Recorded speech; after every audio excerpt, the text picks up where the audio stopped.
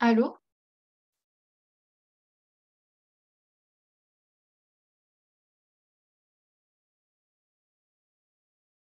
Est-ce que vous m'entendez?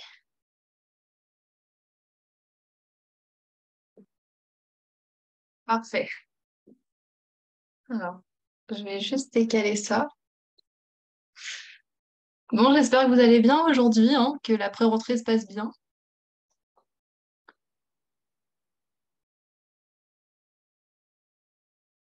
Euh,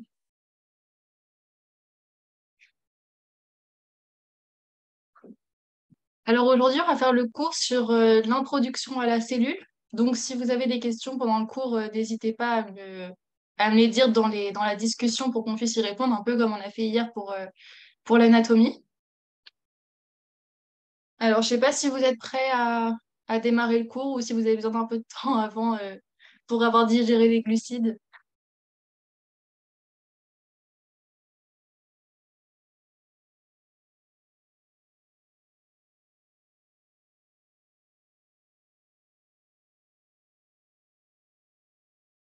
Ok, bon, on va commencer. Alors, donc on va commencer avec l'introduction. Donc, pour vous faire court, pour ce cours, on va d'abord voir tout le cours de l'introduction à la cellule. Et par la suite, on fera des QCM comme on a fait hier pour ceux qui étaient là en anatomie. Alors,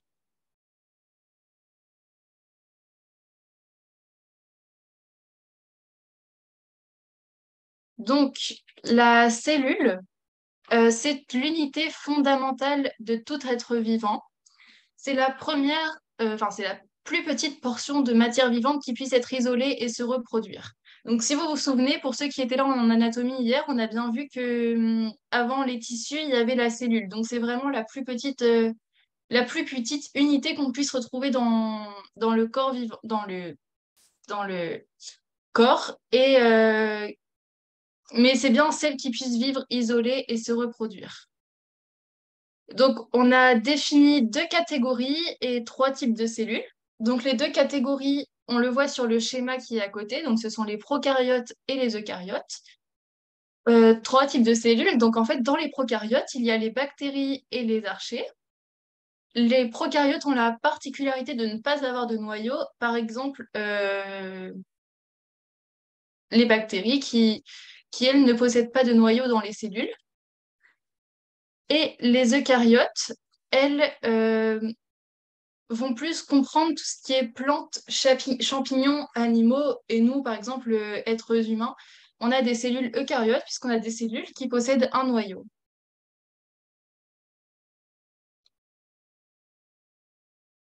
Alors, la cellule eucaryote animale, donc là, on parle bien de la cellule qui a un noyau. Dans ces cellules-là, on retrouve le noyau et le cytoplasme. Ces deux unités vont s'être utiles entre elles. C'est-à-dire que le noyau va euh, aider, par exemple, dans une fonction le cytoplasme, et le cytoplasme va faire de même pour le noyau. Il va y avoir une interdépendance fonctionnelle. Et donc, il y a le noyau, le cytoplasme, mais qu'est-ce qui sépare la cellule du cytoplasme? C'est la membrane plasmique. Normalement, tout ça, enfin, si vous avez fait la SPSVT, vous l'avez vu en terminale.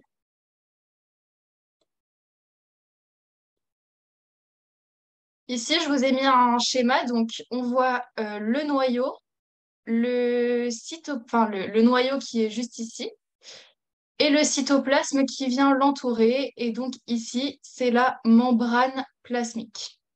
Ici, je vous ai mis un autre schéma un petit peu plus détaillé. Donc le noyau, le cytoplasme, c'est la partie gris foncé, et la membrane plasmique, c'est le contour.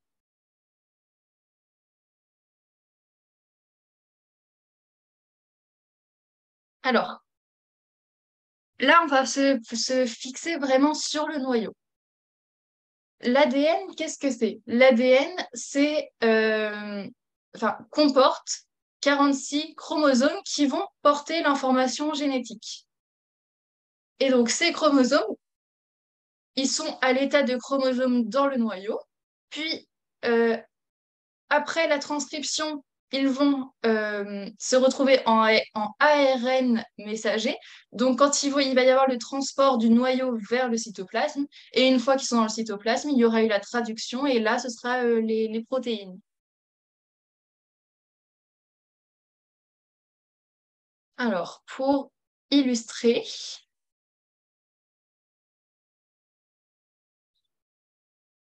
donc je vous ai entouré la partie qui nous intéresse dans le schéma.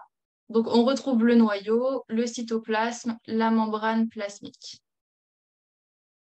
Donc, il y a l'ADN juste ici. L'ADN qui... Non, pardon, je vais recommencer. Alors, le noyau envoie des informations au cytoplasme sous forme d'ARNM. Donc, il y avait des chromosomes ici qui ont été transcrits et qui ont été transcrits en ARN messager. Et à partir de là, donc il faut bien que l'ARN messager aille dans le cytoplasme. Donc là, il part dans le cytoplasme. Il y a ensuite la traduction de fait, la traduction qui est euh, euh, faite grâce au ribosome, pardon. Et l'ARN messager va être transformé en protéines. Puis après, il a deux choix. Donc soit il va décider de repartir pour refaire une fonction de transcription, les protéines, pardon, soit elles vont partir dans le milieu extracellulaire. Alors, le noyau a la particularité de disparaître au cours de la division cellulaire. Donc, ça, on va le voir plus tard dans le cours quand on va voir la mitose. Et donc, le rôle du noyau, ça va être vraiment de venir contrôler toutes les activités cellulaires.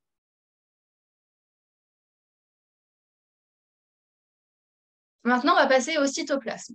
Alors, dans le cytoplasme, qu'est-ce qu'il y a? Il y a des compartiments membranaires qui vont parfois participer au système endomembranaire. Le système endomembranaire, c'est ce qu'il y a dans le cytoplasme. Ce sont des petites membranes. Euh, Endo, ça veut dire à l'intérieur, membranaire, les membranes, donc à l'intérieur du cytoplasme. Les compartiments membranaires sont dans le cytosol. Le cytosol, c'est le liquide du cytoplasme. Et donc, comme je disais tout à l'heure, il y avait une interdépendance fonctionnelle entre le noyau et le cytoplasme. Donc, en fait, il va y avoir aussi un courant d'information bidirectionnel. C'est-à-dire que le cytoplasme va envoyer des informations au noyau et vice-versa. Et parfois, il y a aussi d'autres informations qui viennent de l'extérieur.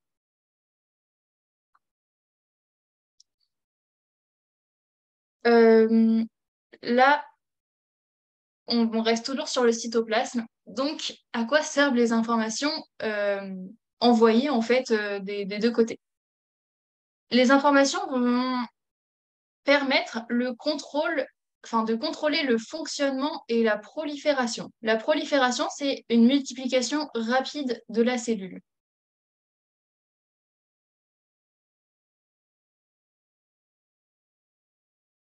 La membrane plasmique. Donc là, on part sur la limite de la cellule avec l'extérieur.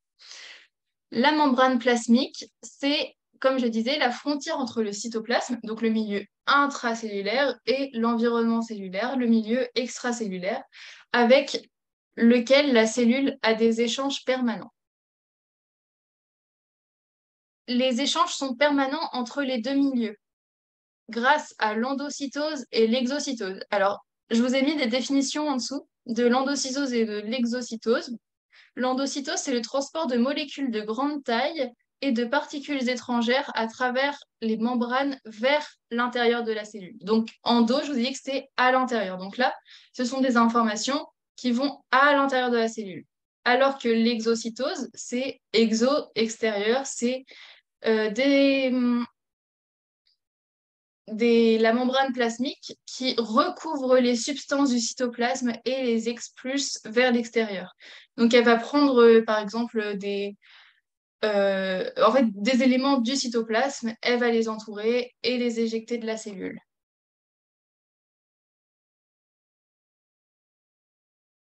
Je me suis trompée pour l'endocytose, c'est bien un transport de molécules et pas d'informations.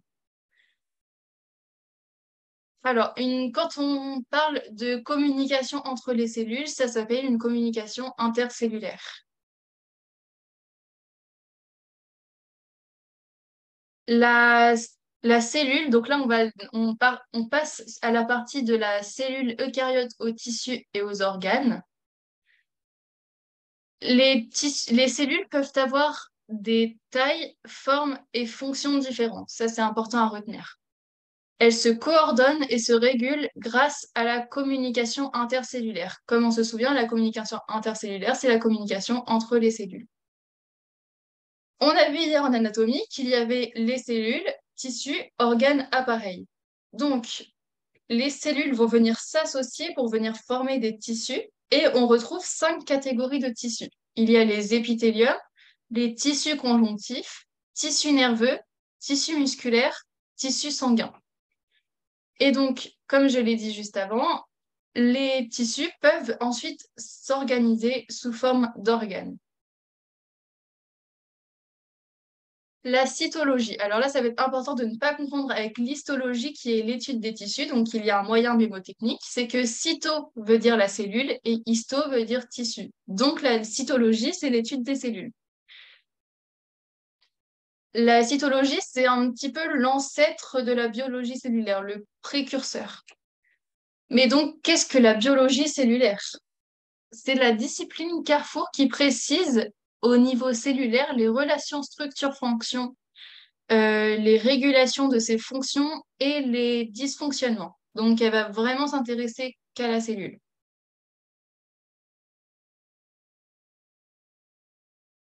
La cytologie, euh, elle va essayer de comprendre le fonctionnement, les mécanismes et les altérations au niveau cellulaire. Et ça, c'est essentiel pour pouvoir ensuite poser des diagnostics, donner des traitements et faire de la prévention.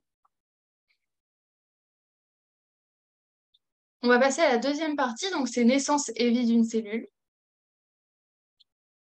Là, ça va être plus les généralités et après, on va vraiment se concentrer sur la mitose. Donc, la mitose, c'est ce qui permet la multiplication des cellules. On part d'une cellule mère qui est juste ici. On voit que les chromatides sont séparés et pour avoir donc après la division cellulaire, et ça pour avoir deux cellules filles parfaitement identiques, avec le même patrimoine génétique.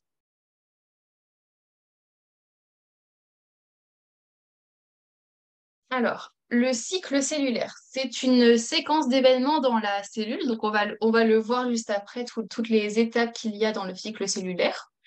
Et pendant ces événements, elle va venir dupliquer son contenu et elle va venir se diviser en deux, comme on a vu avec les cellules filles. Mais pourquoi est-ce qu'il y a ce cycle cellulaire et tous ces événements?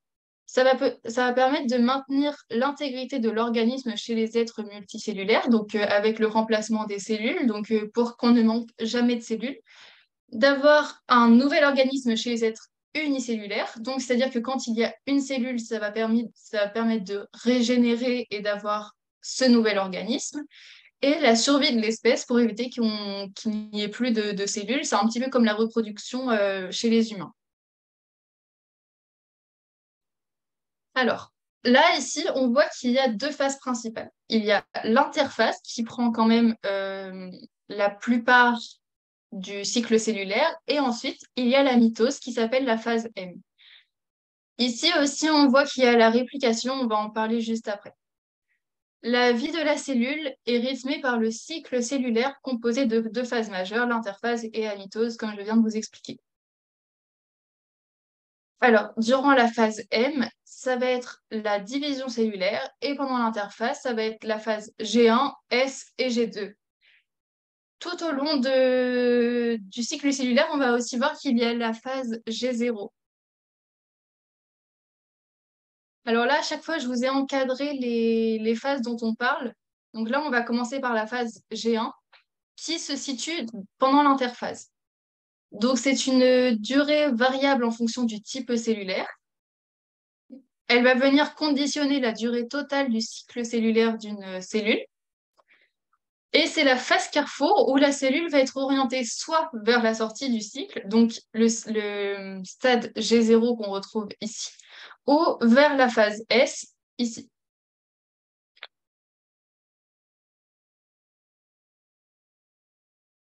Ensuite, on va passer à la phase S. Donc la phase S signifie en réalité synthèse de l'ADN. Et la synthèse, c'est quoi? C'est la réplication. Donc c'est quand les cellules vont se répliquer. La quantité d'ADN double et comme je vous ai dit tout à l'heure, si on reprend le schéma de tout à l'heure, là ici on a vu qu'elles avaient exactement le même patrimoine génétique et donc ça va être les cellules filles vont vraiment avoir le même patrimoine génétique comme je viens de dire. Et donc ça va être l'objectif, ça va être vraiment d'avoir la même quantité d'ADN dans les cellules filles pendant la mitose. S'il y a des erreurs, soit elles vont être réparées par la correction sur épreuve, soit il va y avoir des mutations. La phase G2. La phase G2 se situe toujours pendant l'interphase. Et donc là, ça va être une durée comparable dans tous les types cellulaires. Et l'objectif, ça va être de vérifier que les deux copies d'ADN des cellules sont correctes et intactes. Donc celles qui ont été copiées durant la phase S, pour ensuite être distribuées dans les cellules fines. Là, on va partir à la phase G0. Donc là, c'est ce qu'on disait tout à l'heure, c'est la sortie cellulaire. Et elle est permanente, c'est-à-dire qu'elle est pendant tout le cycle. On le voit d'ailleurs ici. Euh, pour les cellules neuronales, par contre, elle peut être temporaire pour les cellules intestinales, pardon, avec un retour possible en G1.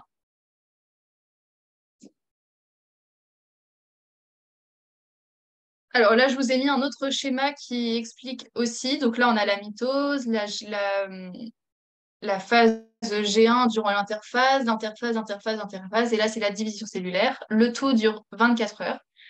Là, à partir de la réplication, la cellule peut se retrouver mutée, par exemple, et donc dans ces cas-là, elle va se diriger vers l'apoptose. L'apoptose, c'est là. Je vais réexpliquer la phase G0. L'apoptose, c'est la mort cellulaire. Donc, c'est une mort un petit peu programmée. On va en parler tout à l'heure aussi. Je vais reprendre la phase G0. Mince. La phase G0, en fait, ça va être une phase où la cellule va avoir un problème quelque part. Euh, Pendant tout le cycle cellulaire, elle peut se retrouver éjectée en phase G0. Donc, en fait, ça va être la sortie du cycle cellulaire pour éviter qu'elle pose problème pour la suite du cycle. Donc, elle peut être permanente, c'est-à-dire qu'on peut la retrouver tout au long du cycle, ou bien elle peut être temporaire, où les cellules peuvent repartir en phase G1. Si, par exemple, elles sont réparées entre deux. Est-ce que tu as... Ok, c'est bon, parfait.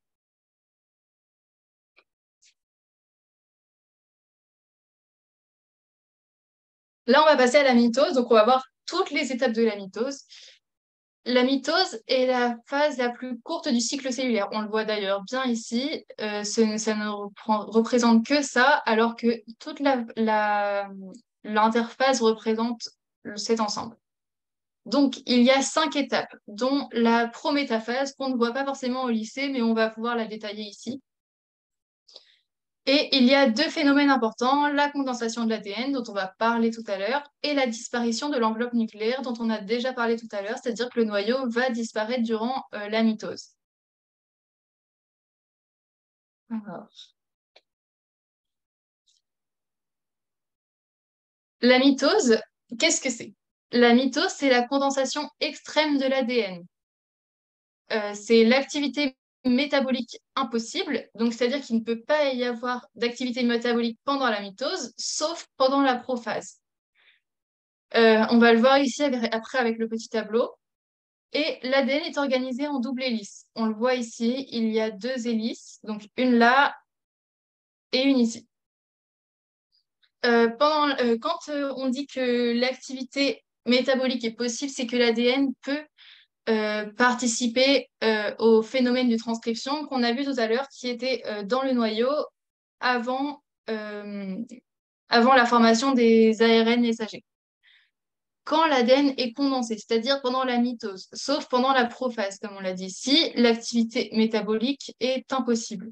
Et donc là, on est à l'état de chromosome. Par contre, quand l'ADN est décondensé, donc pendant la prophase et pendant l'interphase, ici, on va avoir de la chromatine. Euh, c'est la même chose, c'est juste l'état, en fait, de l'unité qui est différente. La condensation de l'ADN. Donc, on l'a dit tout à l'heure, c'était une phase importante de la mitose. Donc là, ça peut paraître un petit peu compliqué vu comme ça, mais c'est très simple à comprendre. Il va y avoir, pendant la condensation de l'ADN, une association d'un ADN, enfin de l'ADN et d'histones. Donc, on retrouve 5 histones. Il y a les H2A, H2B, H3, H4 et H1. Ça va être important de bien connaître leurs noms et de savoir quand est-ce qu'ils interviennent. Il y a 2 exemplaires de chaque histone. Donc, je vais vous mettre un schéma après pour que ça fasse plus clair. Euh, de ces seulement 4 protéines-là, puisque la H1 va apparaître après, qui vont former le cylindre autour duquel l'ADN va s'enrouler, et ça forme le nucléosome. Donc, ce sont au final 8 molécules d'histone, puisque ça a dupliqué, il y a une duplication de ces 4-là. Et grâce à l'histone H1, on arrive à un autre niveau de compaction de l'ADN qui est le solénoïde. Donc là, je vais vous montrer le schéma pour que ça soit plus clair. Ouais, c'est ce schéma-là. Alors, ici, comme je vous disais, donc on peut comparer ça un petit peu à un assemblage de Lego. Donc, il y a 2 protéines H2A, 2 protéines H3, 2 protéines H2B, 2 protéines H4 qui vont être rassemblées. Euh, et ça va former la base du nucléosome. Il va y avoir ensuite de l'ADN, donc de la double hélice, comme on a vu tout à l'heure quand ça faisait les courbes. Là, il va y avoir de l'ADN qui va venir se former autour avec 142 paires de bases. Donc, à partir de ce moment-là, on a un nucléosome. Donc, c'est juste ces 2 étapes-là qui forment le nucléosome. Après, il y a une autre forme de compaction avec un niveau supérieur, c'est le solénoïde. Le solénoïde, il va y avoir l'utilisation de l'histone H1 euh, qui va venir se fixer, on le voit bien, sur l'ADN. Et ensuite, il va y avoir une agrégation des nucléosomes par les histones H1. C'est-à-dire qu'on va retrouver 2 fois cette structure. Et à partir de ça, là, c'est un solénoïde. Donc ça, on appelle ça un solénoïde. Je sais pas si vous avez bien compris le, ce phénomène.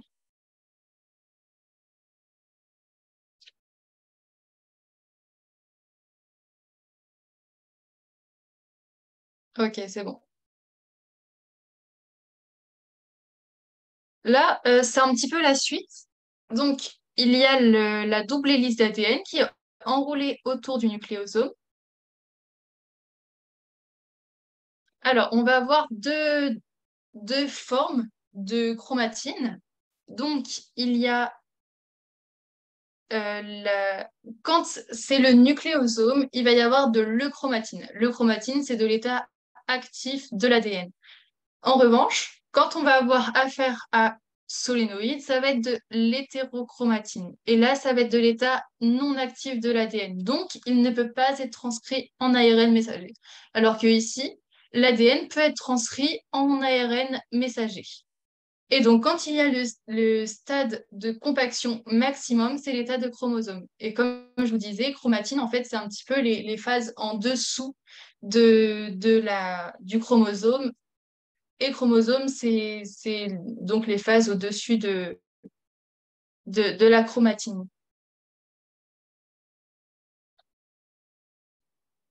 Alors, là, on va parler plus concrètement des chromosomes. Donc, il y en a 46 chez l'homme avec 22 paires de chromosomes autosomiques. Donc, ce sont des chromosomes qui ne sont non sexuels et deux chromosomes sexuels. On retrouve XX chez la femme, XY chez l'homme. Ça, normalement, vous avez dû le voir au lycée ou au collège. Chaque chromosome comporte un bras court qu'on voit ici, donc qui se nomme P. On le voit aussi ici. Un bras long qui se situe ici et ici. Le bras court est toujours en haut, le bras long toujours en bas. Il y a un centromère, donc on se rappelle ici que deux chromatides, enfin là en fait on voit les deux chromatides, je ne sais pas si vous les voyez bien, mais il y a une séparation blanche entre les deux et elles sont reliées par le centromère. Et c'est très très important pendant la mitose parce enfin, on va voir après qu'elles vont se détacher pour former un chromosome entier.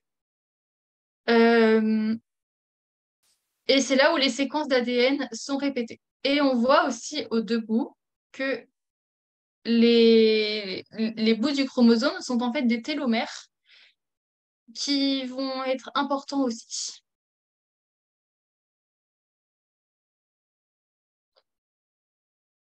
Donc, avant la mitose, il y a donc l'interface, comme je vous en ai parlé, avec le centrosome, les centrioles et les chromosomes qui se répliquent.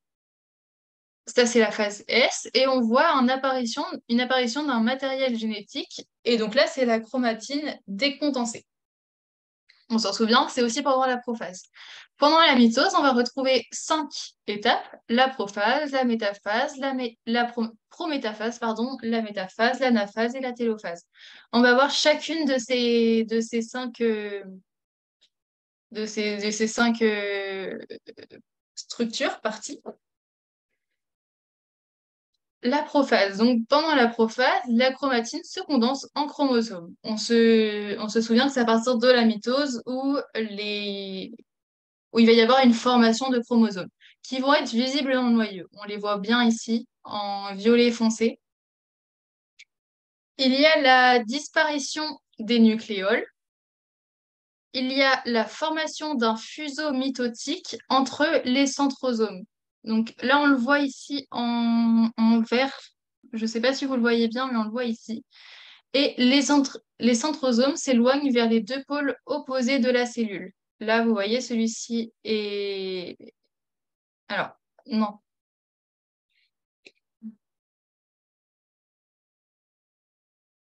Là, ici, on voit bien que les centrosomes, c'est... Attendez. Non, oui, c'est ça. Les centrosomes vont venir s'éloigner vers les deux pôles opposés de la cellule. Euh, les nucléoles, alors il me semble que ce sont des structures qu'il y a dans le noyau. Je vais vérifier ça sur Internet. Normalement, c'est ça.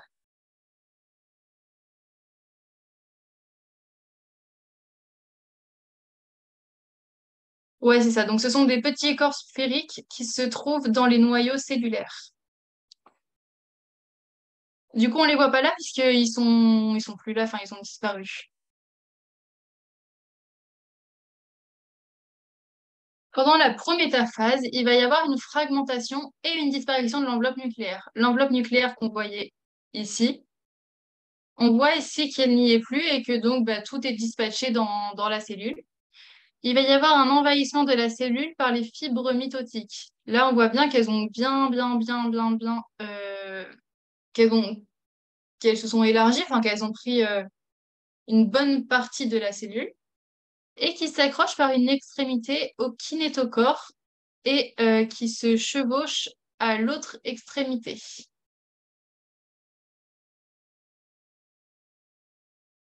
Pendant la métaphase, il y a un alignement des chromosomes à l'équateur. Donc ça, c'est la plaque équatoriale en pointillé. Et donc là, il va y avoir un alignement. On voit bien que ça crée presque une ligne droite. Et donc là, ils sont guidés par les fibres du fuseau. Les fibres, c'est ça, là. Ouais. Pendant l'anaphase, donc là, on est à la avant-dernière avant-dernière partie, les centromères vont venir se répliquer. On le voit ici. En fait, là, il y a eu une quantité d'ADN qui a été doublée. Et donc, ça a permis en fait de pouvoir séparer les centromères qui vont venir être attirés vers, vers les pôles respectifs. Et donc, chaque chromatide sœur que vous voyez, ça forme un chromosome entier. Ça, c'est très, très important à retenir parce que ça, on va le voir après pour les cellules filles. Et donc là, on voit bien que la cellule s'allonge pour pouvoir ensuite être séparée en deux pendant la télophase. Voilà, on arrive à la télophase. Donc du coup, la cellule s'est bien allongée, elle se sépare en deux et les noyaux se reforment. On le voit ici, là, les noyaux se reforment et il y a une décondensation des chromosomes, donc la chromatine. Donc là, en fait, ça va revenir en chromatine à l'intérieur. On le voit bien ici, il y a des... Enfin, c'est plus sous forme de fil, en fait. Ça commence à revenir bah, sous forme de chromatine. Après la mitose, il y a la cytokinèse. On n'en entend pas souvent parler, mais on le voit ici. Donc la cytokinèse, ça va arriver notamment au moment de la télophase et ça va surtout concerner les deux cellules filles. Donc la cytokinèse, c'est justement, ou la cytodiérèse, c'est la division des organites en deux parties à peu près égales, mais avec le même patrimoine génétique. On ne l'oublie pas, ça. Les cellules se divisent en un nombre de fois limité. Ça, c'est dû au raccourcissement des télomères. Je vous avais dit tout à l'heure que les télomères étaient très importants parce que si ils sont trop courts, c'est la mort de la cellule. Alors, il y a une enzyme justement qui peut lutter contre cette mort, c'est la télomérase, qui va venir rallonger les télomères pour éviter la mort de la cellule. Là, on va passer au cariotype. Je ne sais pas si vous avez des questions sur les parties d'avant.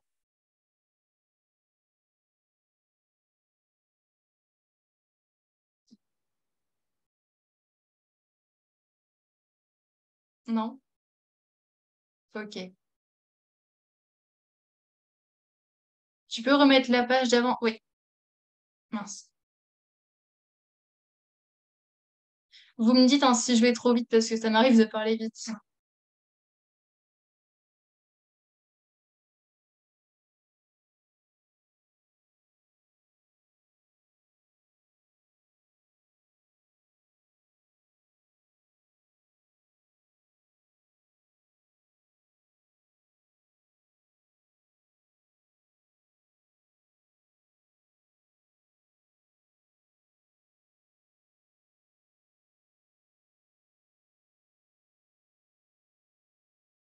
Vous me dites quand je peux passer au cariotype.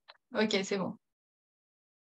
Donc le cariotype, ça aussi, vous avez dû en entendre parler, surtout en première, si vous avez eu l'aspect SVT.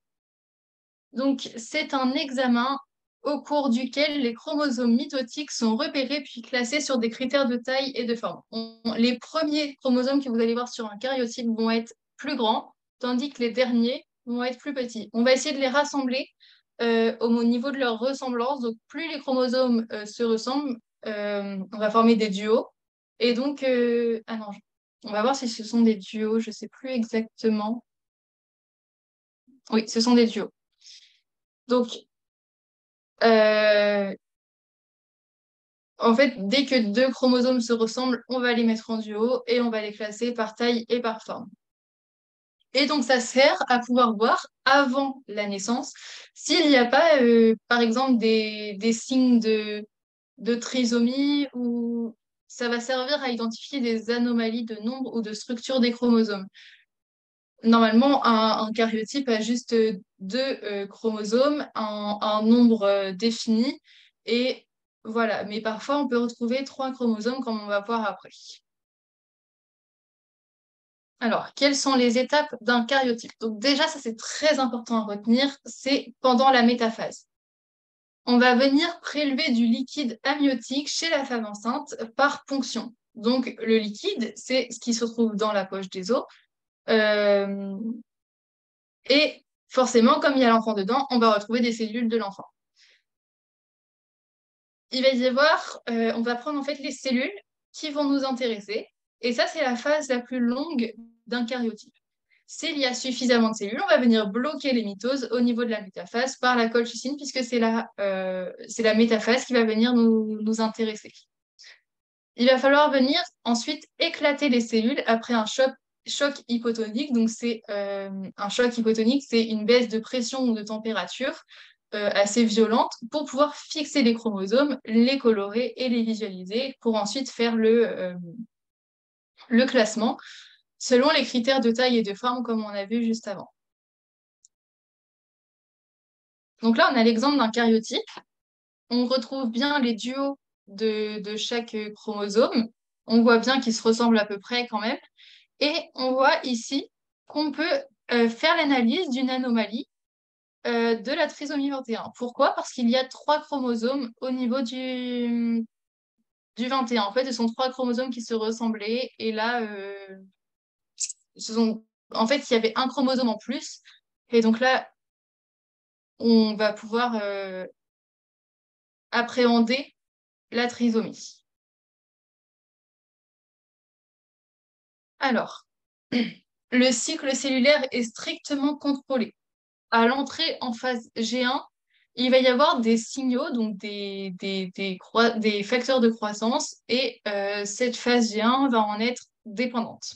Il y a plusieurs points de contrôle. Ça s'appelle des checkpoints pour vérifier si la cellule peut continuer à circuler dans le cycle s'il n'y a pas eu de mutation. Euh, voilà. S'il y a un souci, je vous ai montré tout à l'heure sur le schéma qu'à côté de la phase S, il proposait l'apoptose. Donc, c'est la mort cellulaire. Donc, s'il y a un souci, on va pouvoir éjecter cette cellule du cycle cellulaire pour l'orienter vers l'apoptose. Les cyclines, donc là, les cyclines, elles vont venir activer les kinases cyclines dépendantes. Ce sont des enzymes. Il va y avoir la formation du complexe cycline CDK qui va venir réguler l'avancée dans le cycle. Donc, c'est un petit peu ce qui va venir faire le bon fonctionnement du cycle cellulaire. Il y a d'autres régulations grâce à des facteurs de croissance. Donc là, ils vont aussi servir à savoir s'il n'y a pas une cellule qui devrait sortir du cycle. Donc là, je vous ai mis un autre schéma qui résume un petit peu ce qu'on a vu tout à l'heure et ce qu'on a vu là juste à l'instant. Donc, il y a la phase G0, pardon, il va y avoir un signal d'un facteur de croissance pour montrer que la phase G1 peut débuter. Vous voyez, on voit régulièrement des points de contrôle. Il y en a un en phase G1, un en début de phase S, un à la fin de la phase S et un à la phase G2 pour permettre une bonne mitose. Donc, on peut retrouver par exemple des critères comme la taille cellulaire qui est trop petite, réplication ADN incomplète ou des liaisons d'ADN. Si il y a un problème, il va y avoir un panneau stop qui si par exemple la phase G1 a débuté mais qu'il n'y avait pas de signal, il va y avoir stop et on va stopper le cycle cellulaire. Si dans la phase G2, donc la phase G2, on se souvient que c'est la réplication de l'ADN, là où il va y avoir la quantité d'ADN qui va doubler pour pouvoir ensuite faire 2 cellules-filles au moment de la mitose. Donc, il va y avoir les points de contrôle ici, et il va y avoir la réparation sur épreuve, la correction sur épreuve, comme on a vu tout à l'heure. Donc, c'est-à-dire que ça va être des petits éléments qui vont venir, par exemple, faire une petite mutation, euh, faire des petites corrections pour permettre à la cellule de continuer dans le cycle cellulaire. Euh, et donc oui, là c'est l'apoptose, si anomalie non réparable de l'ADN par la correction sur épreuve.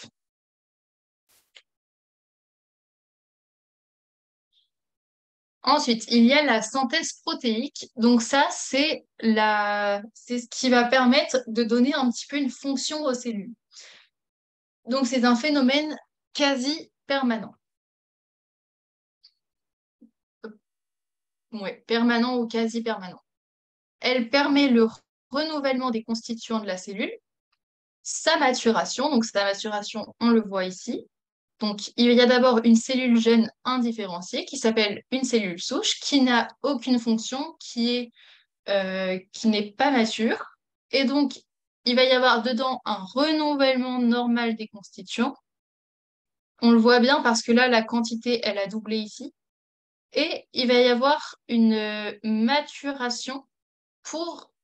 euh, il va y avoir une maturation pour engendrer une cellule adulte différenciée qui aura une fonction bien particulière. On va les détailler ça après. En même temps que la maturation, il va y avoir la différenciation cellulaire qui va aussi permettre la fonction. En fait, c'est le combo des deux qui va permettre à la cellule de pouvoir assurer une fonction. Alors, par rapport aux cellules souches, on va détecter plus de 200 types cellulaires différents dans l'organisme avec le même génome. La différenciation cellulaire, c'est à partir d'une cellule jeune indifférenciée, comme on a vu sur le schéma juste ici, donc la cellule jeune indifférenciée, tous les différents types de cellules différenciées.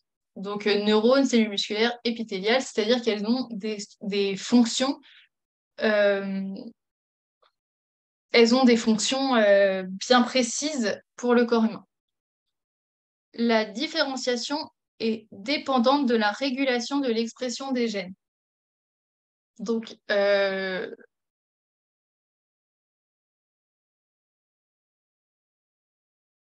comme chaque cellule a une fonction, finalement, la différenciation euh,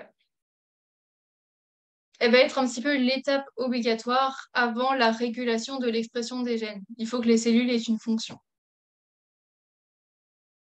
On a deux catégories de gènes. Donc, il y a les gènes domestiques qui s'expriment dans toutes les cellules.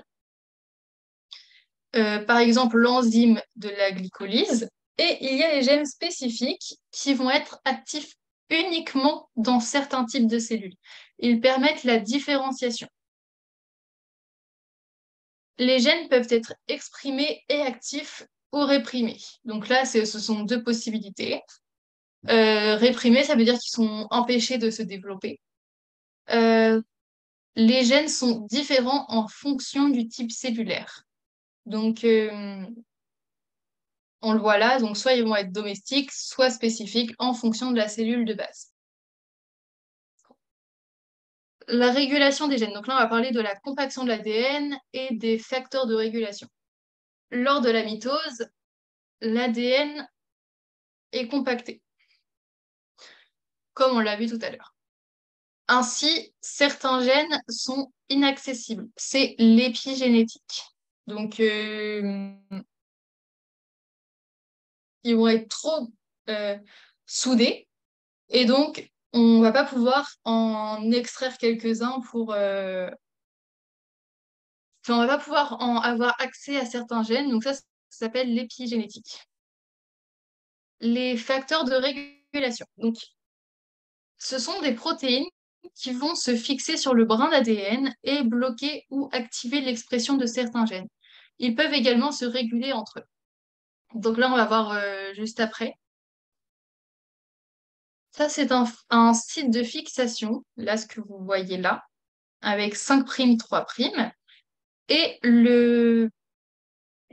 ce site de fixation va servir aux protéines de pouvoir se fixer dessus, comme le nom l'indique, pour pouvoir bloquer ou activer l'expression de gènes cibles.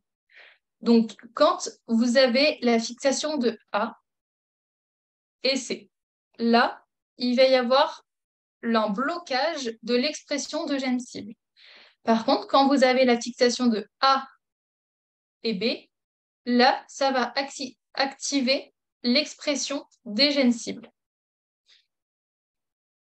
On le voit ici, donc quand il y a A et B, ça va être une augmentation de la, ça va activer la transcription. Par contre, quand il y a A et C, ça va bloquer la transcription.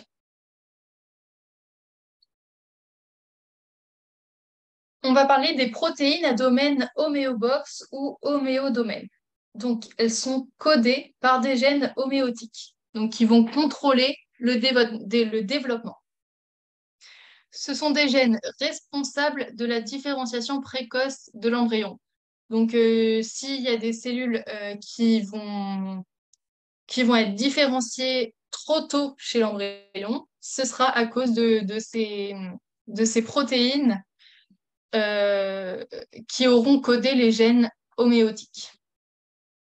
Ce sont des gènes très conservés de la drosophile à l'homme. Donc en fait, on le retrouve chez beaucoup, beaucoup, beaucoup d'espèces.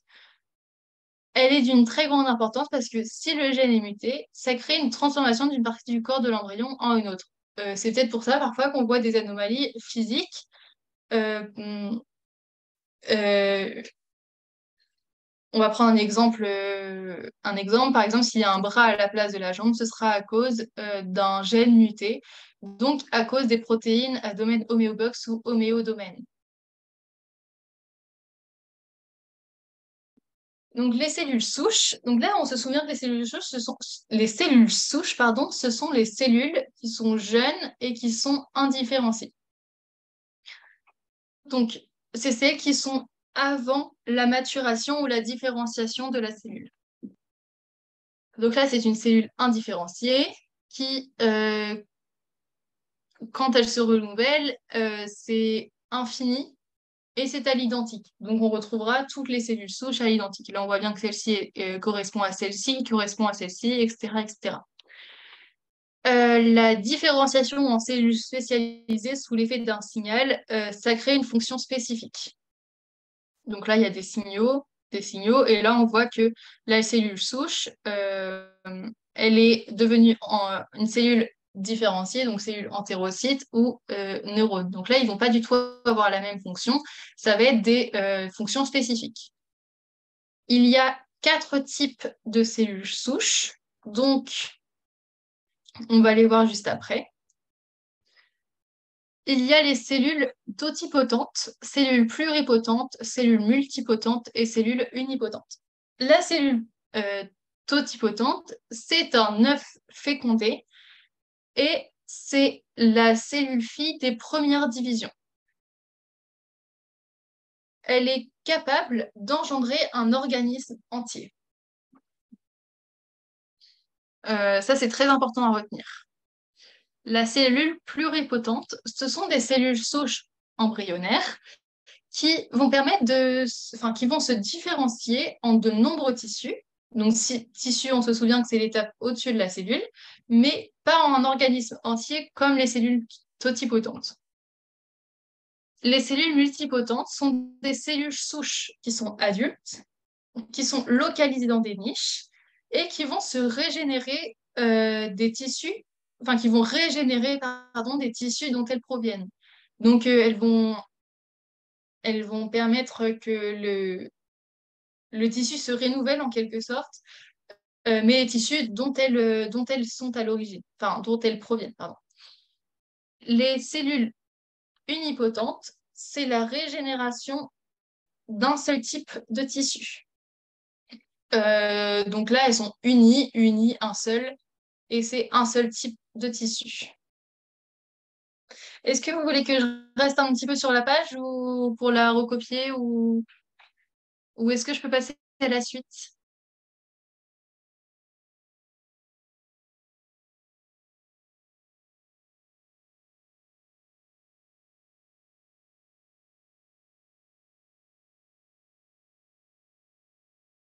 Bon, je vais passer à la suite du coup.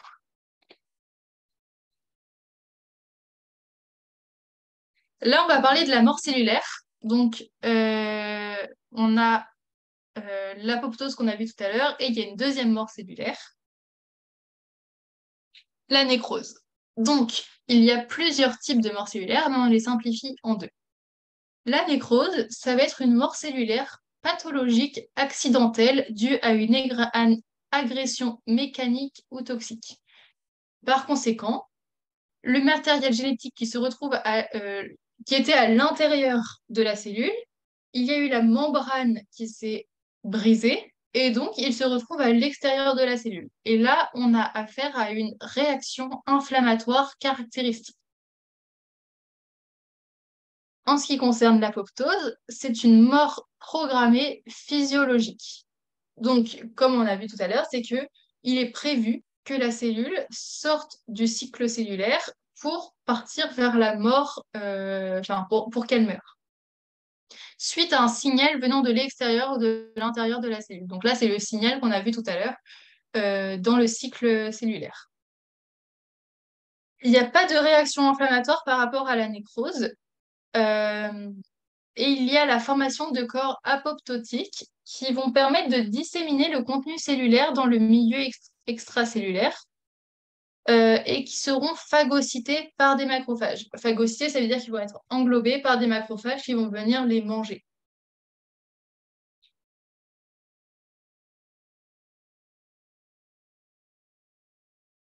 La mort cellulaire, c'est un phénomène indispensable et très important pour le développement normal de l'embryon. Donc en fait, toutes les cellules qui vont être néfastes à son bon développement vont être éjectées pour, euh, euh, pour, euh, pour avoir le bon développement de l'embryon. Le muscle donne un signal de vie anti-apoptotique, apoptose, pour les neurones afin d'éviter leur mort. Le maintien de l'homéostasie tissulaire, donc là, ça va être un équilibre entre naissance des cellules saines et élimination cellulaire, donc des vieilles cellules dans un tissu, pour, euh, pour que ça fasse un équilibre. Un petit peu comme les humains, il y a des personnes plus âgées, des enfants, et il y a des adultes. Voilà, donc là, c'est un petit équilibre. Là, je crois que c'est la dernière diapositive, si je ne me trompe pas. Donc là, il va y avoir un dérèglement. On va parler des dérèglements et pathologies de l'apoptose. Quand l'apoptose est stimulée de manière anormale, donc c'est-à-dire qu'elle revient assez fréquemment quand même, il va y avoir une destruction cellulaire. Et donc là, ça va causer par exemple la maladie de Parkinson ou Alzheimer. Quand il y a une inactivation de l'apoptose, il va y avoir une multiplication rapide cellulaire. Et donc, si il y a une cellule qui est malade et qu'elle se multiplie, il va y avoir beaucoup de cellules malades et ça va être plus compliqué pour le corps ensuite de les éjecter. Et donc, on peut prendre l'exemple du cancer ou des tumeurs bénignes. S'il y a une cellule cancéreuse qui va se multiplier, il va y avoir moins de chances pour la personne de s'en sortir et, et d'être une personne saine. Donc voilà, on a fini le cours. Si vous avez des questions avant qu'on entame le QCM, ben, je pourrais essayer d'y répondre.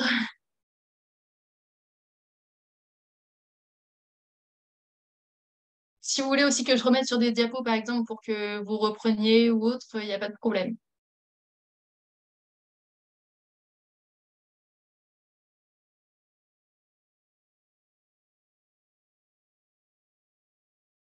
Le dernier? Alors.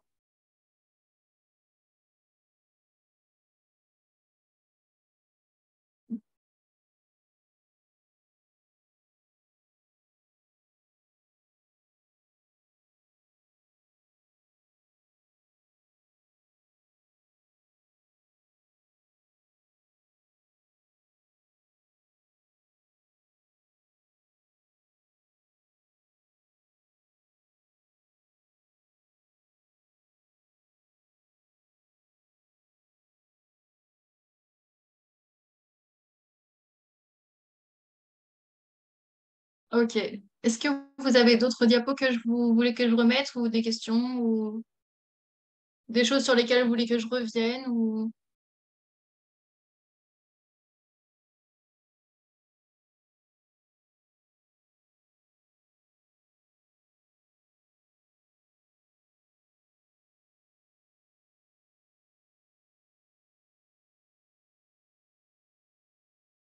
Ok. Est-ce que tout le monde... la différenciation des cellules, pour qu'elles aient une fonction spéciale comme cellules, c'est bien pendant la mitose ou à un autre moment? Alors, on va reprendre au moment de la différenciation des cellules.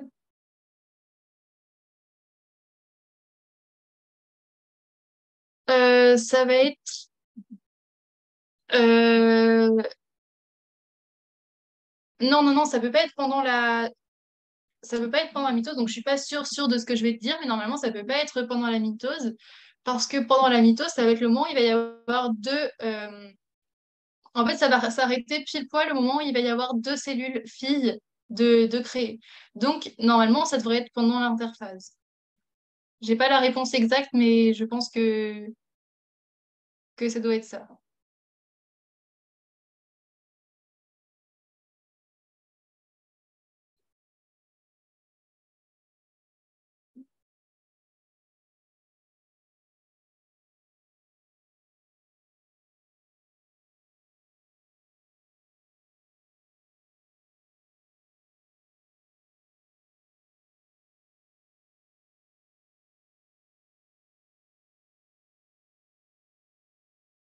Bon, je pense qu'on peut passer au QCM, du coup, si vous avez plus de questions. Si certains n'étaient pas là hier en anatomie, je vais vous réexpliquer vite fait le concept. Donc, en fait, vous allez avoir 5 items qui vont être soit vrais, soit faux. Et en fait, vous allez devoir savoir à partir du cours si ça va être vrai ou faux. Et ensuite, on verra la correction. Donc, il faut faire attention parce qu'il y a peut-être pas mal de pièges. J'avoue que ça fait un bout de temps quand même que j'ai fait le QCM, donc je ne sais pas exactement. Mais il peut y avoir Il y a forcément des pièges parce qu'on vous en a forcément mis. Mais il faut faire bien attention à tous les mots, etc. Et si vous ne réussissez pas tout du premier coup, je crois qu'il y a 3 QCM. Si vous ne les réussissez pas du premier coup, c'est pas grave. Enfin, vous allez de toute façon vous entraîner et tout au fur et à mesure de l'année. Et là, c'est qu'un petit entraînement. Et ce sont vos premiers. Donc, vous préférez que je vous mette 1 minute 30 ou 2 minutes le chrono pour 5 questions? Parce que hier, vous m'aviez dit que vous paraissait un petit peu beaucoup.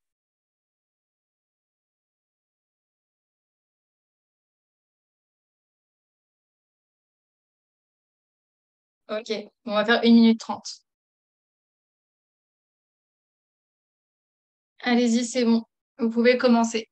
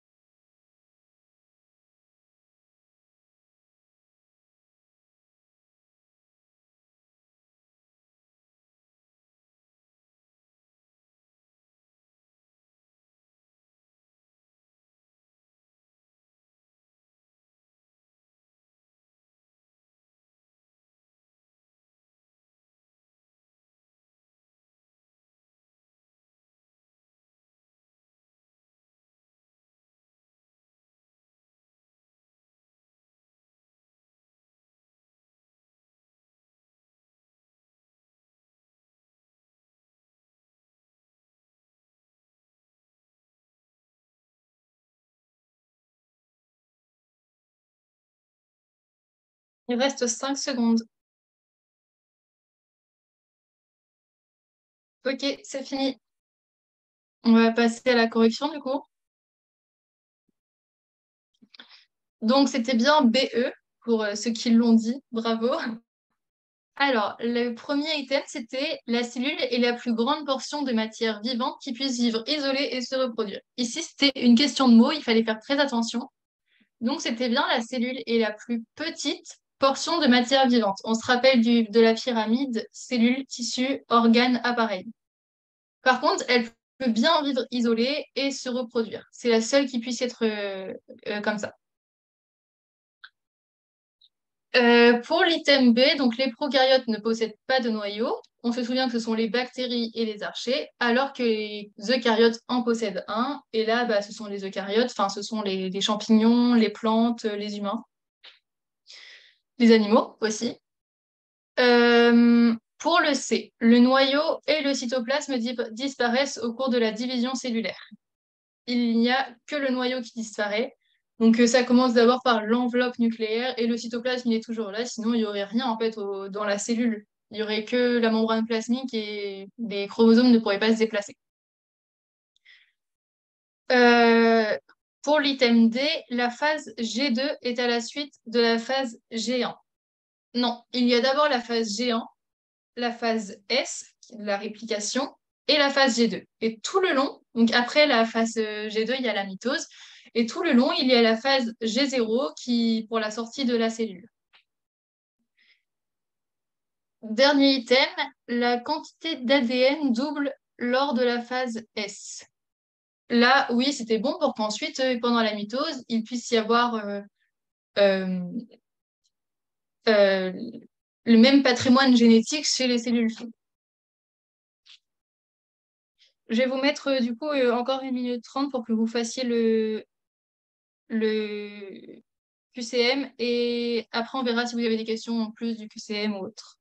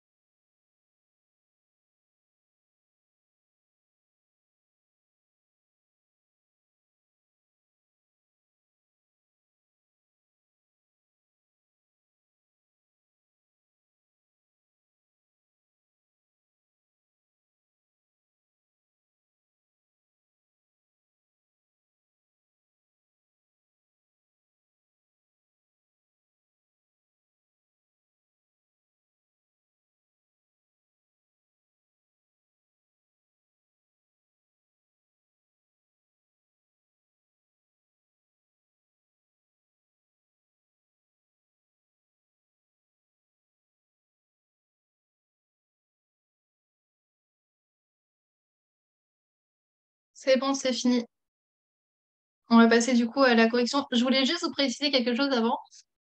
Faites bien attention le jour de l'examen. Dans la consigne qu'il y a au-dessus, c'est marqué parmi les propositions suivantes, euh, lesquelles sont exactes. Et ça peut très bien être marqué lesquelles sont fausses. Il faut surtout pas se faire avoir. Donc moi, ça m'est pas arrivé au concours cette année, mais on sait jamais. Et je voulais parler d'une autre chose, mais ah oui. Alors, c'est impossible qu'il y ait zéro bonne réponse, mais c'est possible que toutes les items soient bonnes. C'était C et D, bravo à ceux qui l'ont trouvé. Donc, la synthèse protéique permet le passage d'une cellule jeune différenciée à une cellule adulte indifférenciée. Indifférencié veut dire sans fonction, différencié veut dire avec une fonction. Donc, euh, c'est comme un enfant, en fait, au début, il va avoir aucune fonction dans le monde du travail. Il va y avoir la majorité, les études, et là, il va y avoir une fonction dans le monde du travail. Voilà, donc c'est exactement pareil avec les cellules. On passe bien d'une cellule jeune indifférenciée à une cellule adulte différenciée. L'organisme contient environ 200 types cellulaires différents avec des génomes différents. Non, on a bien dit que c'était avec le même génome. Ça, c'est très important à retenir. Les gènes domestiques sont exprimés dans toutes les cellules, contrairement aux gènes spécifiques. Donc ça, c'était vrai, puisque spécifique, bah, c'est une spécificité. Donc c'est spécial, en fait, à quelques petites sortes de cellules.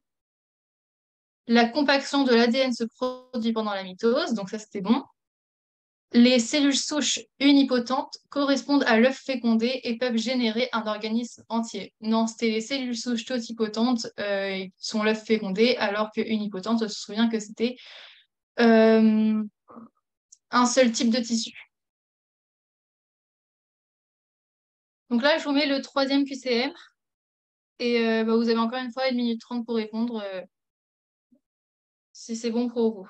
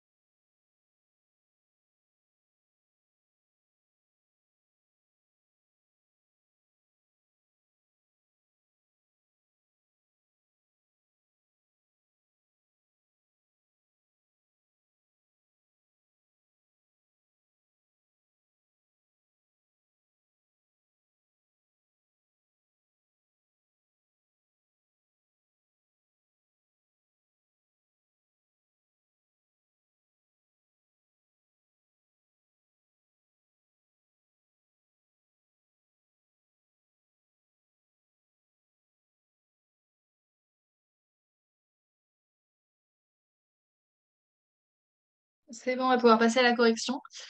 Je voulais vous dire aussi, pour ceux qui n'étaient pas là en anatomie hier, vous aurez 1 heure au total pour répondre à 40 questions du concours. Donc après, vous partagez le temps comme vous voulez, mais ça passe vite. Donc c'était bien ABD, il me semble que vous aviez tous trouvé. Ouais. Donc le chromatine, c'est bien un état actif de l'ADN et l'hétérochromatine, un état inactif de l'ADN.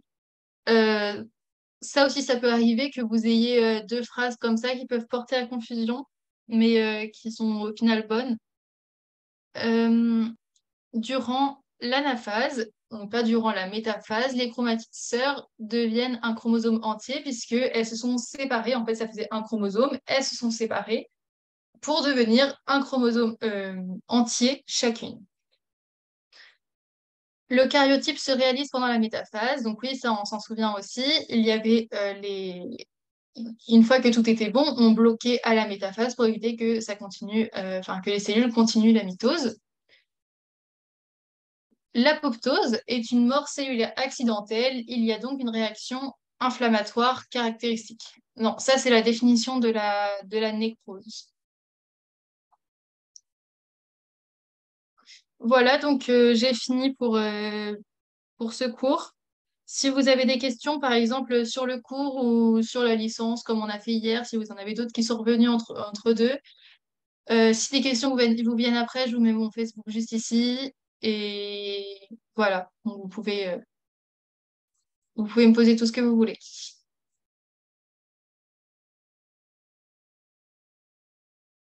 De ma LAS avec ma majeure, enfin, avec ma majeure ou seulement la mineure?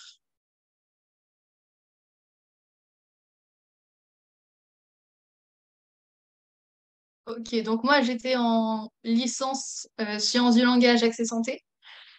Euh, J'avoue que j'aimais pas beaucoup les cours de ma majeure, mais, mais par contre j'aimais beaucoup ceux d'accès santé. J'allais à tous les cours de ma majeure parce que ça me semblait important pour éviter à avoir trop la retravailler après, sauf vraiment quand le cours, enfin quand le prof lisait son diapo, là j'y allais pas quand c'était 3 heures de cours. Après, j'avais pas beaucoup de cours, comme je l'ai dit hier dans ma majeure. J'avais pas beaucoup de cours au second semestre, donc là je passais la plupart de mon temps dans mon appartement. Euh, Qu'est-ce que je pourrais dire d'autre? Qu'est-ce que tu veux savoir principalement en fait sur la majeure et la mineure? Sinon, après, bah, ma majeure, comme je l'ai dit hier aussi, je l'ai beaucoup, beaucoup, beaucoup travaillé au premier semestre, de façon à avoir la meilleure moyenne possible pour le concours. Et j'ai pas du tout travaillé la mineure. Là, je sais pas si c'est,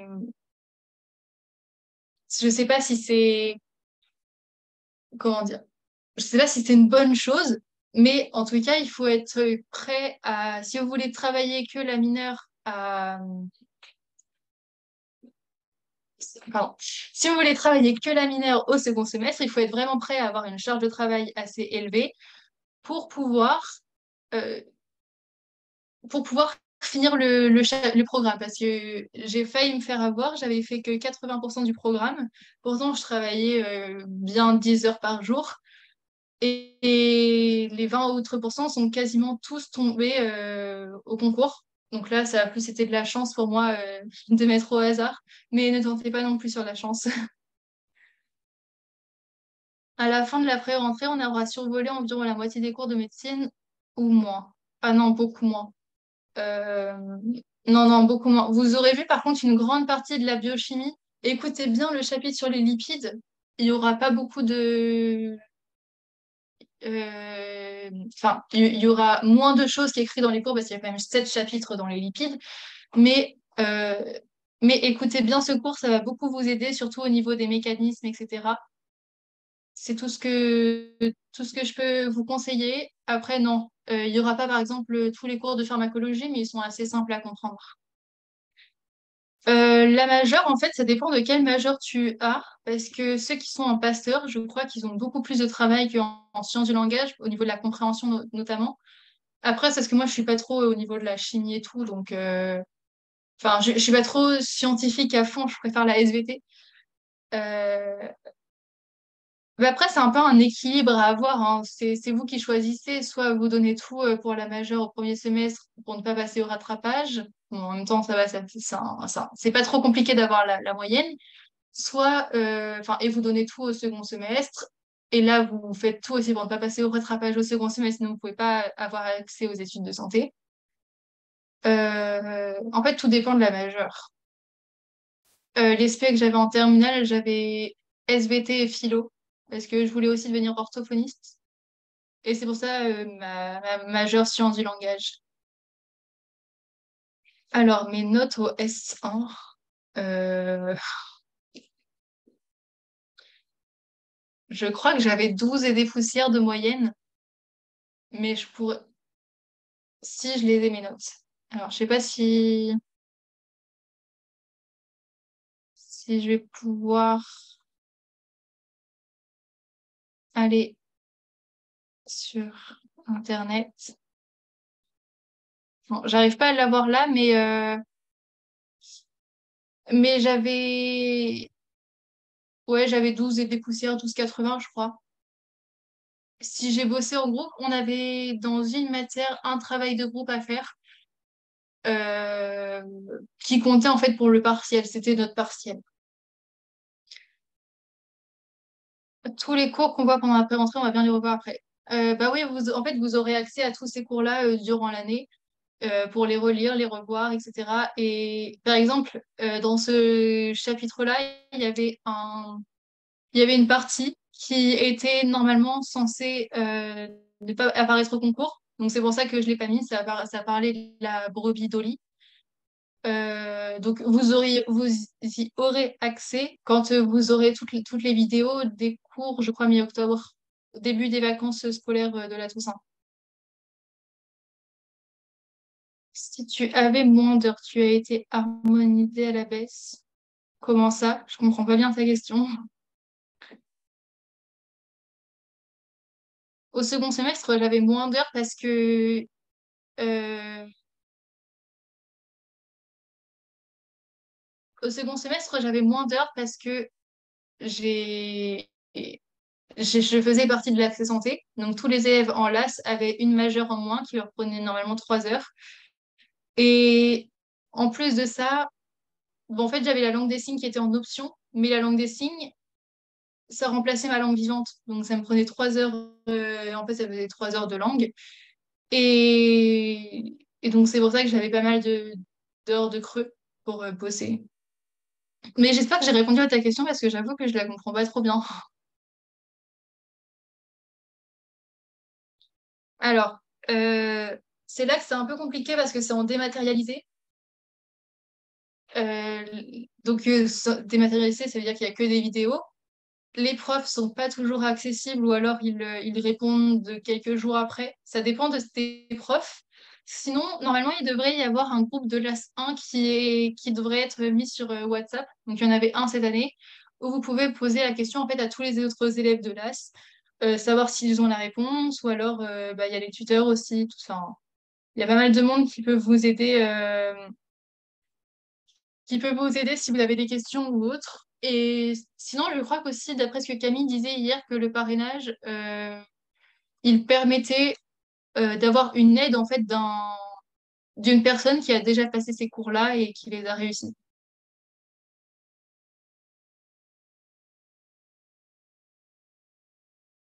Alors, ok, je vois ce que tu veux dire.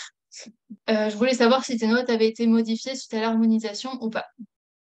Ça, honnêtement, on peut pas le savoir.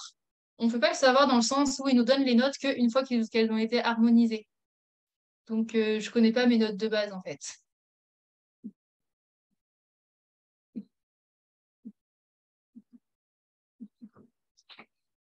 De rien.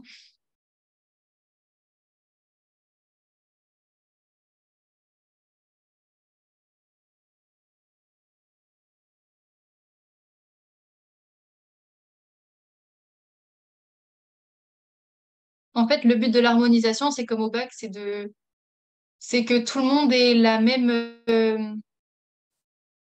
c'est que tout le monde ait la même, comment dire, euh, qu'il y ait un peu une équité entre les profs qui corrigent. Certains vont avoir des profs plus sévères, d'autres moins, et voilà, ça sert à ça l'harmonisation. Ah oui, bah c'est l'administration de la fac, faut pas chercher. Non, c'est catastrophique pour les appeler et tout, c'est compliqué. Même nous, l'année dernière, en LAS, on n'avait que très très peu d'infos et on les apprenait très peu de temps avant le jour même. Si je vous donne un exemple pour le Covid, pour le concours, il y avait certaines personnes qui avaient le Covid tout simplement avant et qui, normalement, d'après les nouvelles règles, ils ne pouvaient pas passer le concours. Et au final, ils ont dit quelques jours avant, alors qu'on les a relancés, relancés, relancés, que oui, en fait, on pouvait passer le concours même si on avait eu le Covid pendant les premiers partiels de l'année.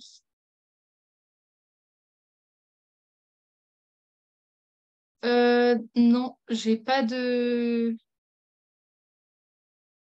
On n'a pas accès à ça. Par contre, vous aurez accès au numerus clausus ou clausus, je sais plus comment ça s'appelle. Même dans ma promo, je sais pas. Je sais que pour l'instant, on est au moins deux à avoir réussi. Mais aperçus, voilà, c'est ça.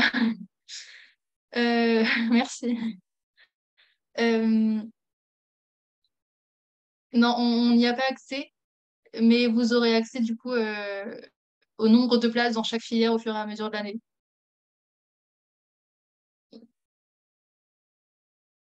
Sur un drive, en fait, vous aurez accès sur le drive à tous les cours renéotypés, je crois que ça se dit comme ça.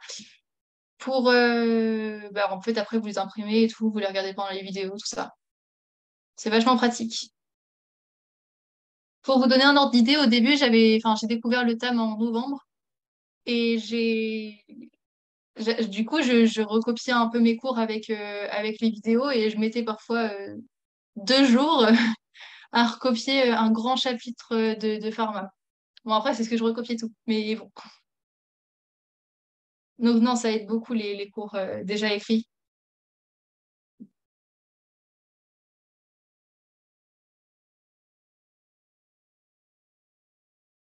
Non, c'est que sur le drive.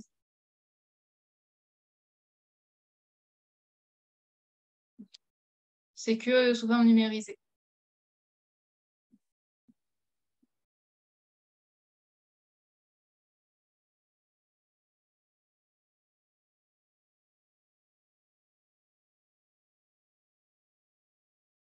Ouais, c'est ça qu'il faut faire.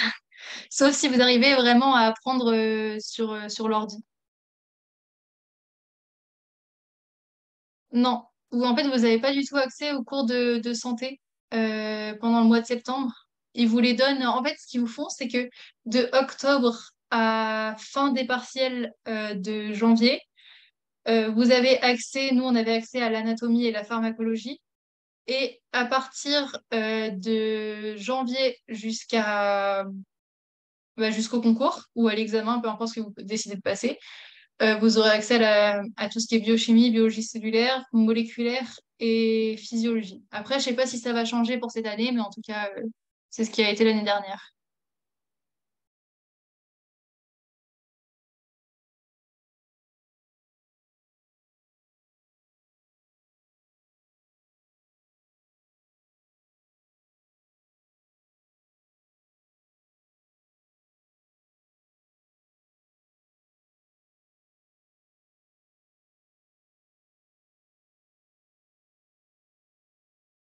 De rien, avec plaisir.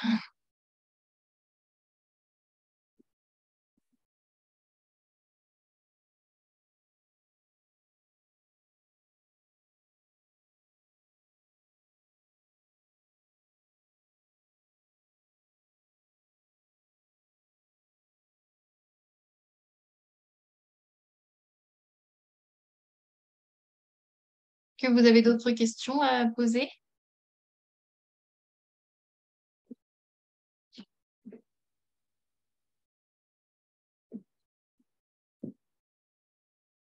Merci, bonne fin de journée.